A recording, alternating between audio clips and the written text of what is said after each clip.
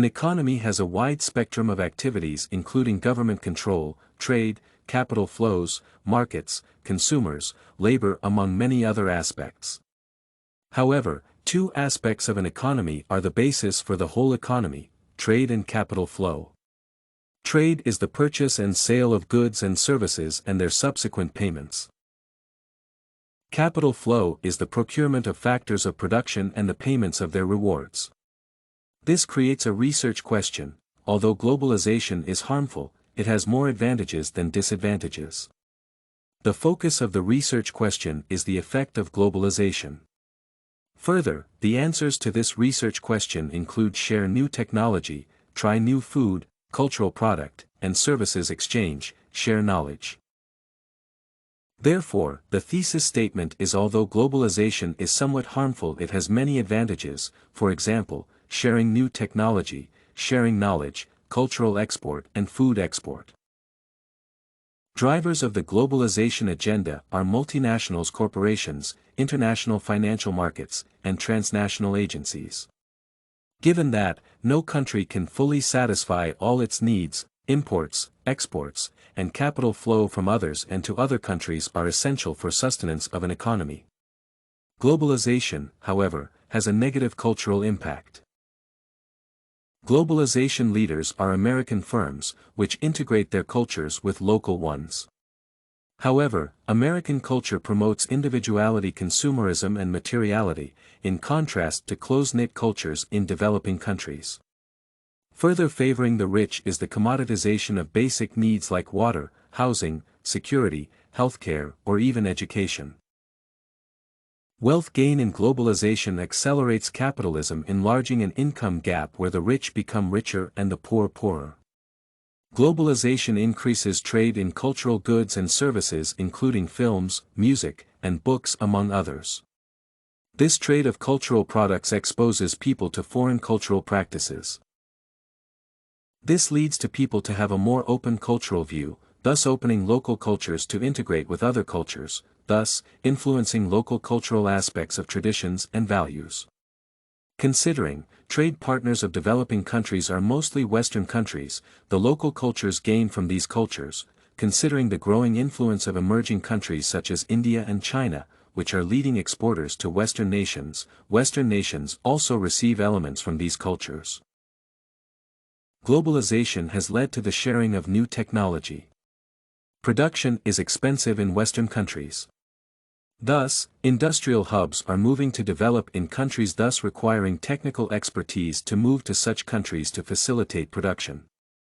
Further, the impact of globalization has led to middle-class growth. With more trade and industrialization, the beneficiaries of jobs creation have been the middle class. The embracing of consumerism by the middle class has led to emergent economic sectors brought about by an increase in wants such as cars, luxuries, and shopping malls. This has fueled the increase in trade and industrialization in developing countries to meet the increase in consumer wants. New technology flows from Western nations are necessary to enable local industries to meet these wants. Thus, developing countries' growth comes from both internal and external capital flows. Multinationals are firms which operate in more than one country. An example is McDonald's. Food has a pivotal role in most cultures. It brings people together to have meals together, thus providing room for family and friends to interact. At such interactions, views and habits learning takes place. This mostly affects children. French, for example, love their cuisine and see it as a reflection of their culture. McDonald's effect on Chinese culture includes the introduction of the celebration of birthdays. Children in Chinese culture should eat what their parents provide. However, McDonald's slowly had an effect of changing this through its provision of food choices for children at its restaurants. Considering McDonald's has over 31,000 restaurants worldwide, its cultural impact has been enormous.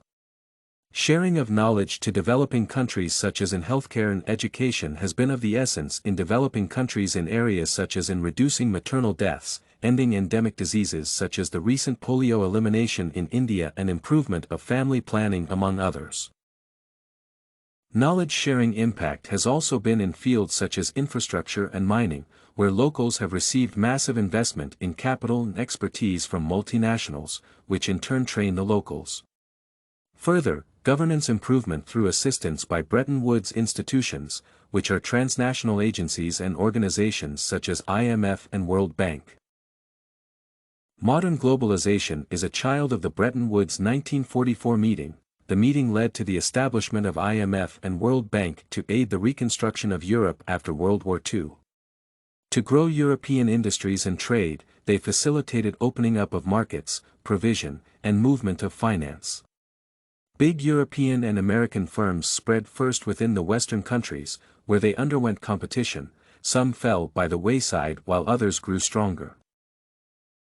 With Western markets being highly competitive, developing countries were the next course of growth. The spread to developing had negative impacts such as the diminishing of local culture. Withstanding of the disadvantages of globalization, it has benefits including share new technology, share knowledge, trying new food, cultural product, and services exchange. StudyCorgi.com has everything you need for successful studies. Writing tools, informative articles, and essay samples. Come check it out.